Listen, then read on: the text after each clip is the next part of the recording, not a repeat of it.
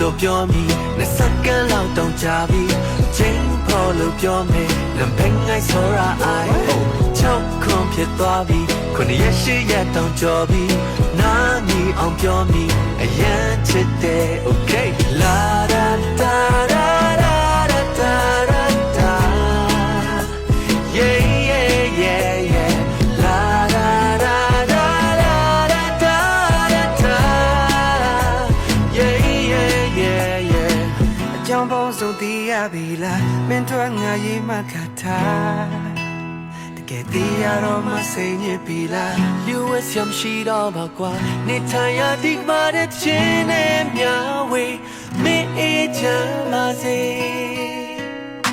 တခုလောက်တော့ပြောမိနှစ်စက္ကန့်လောက်တောင်ကြာပြီသုံးခုလောက်ရှိသည်ရဲ့ချစ်တယ်လေးကုန်ဖြစ်သွားပြီ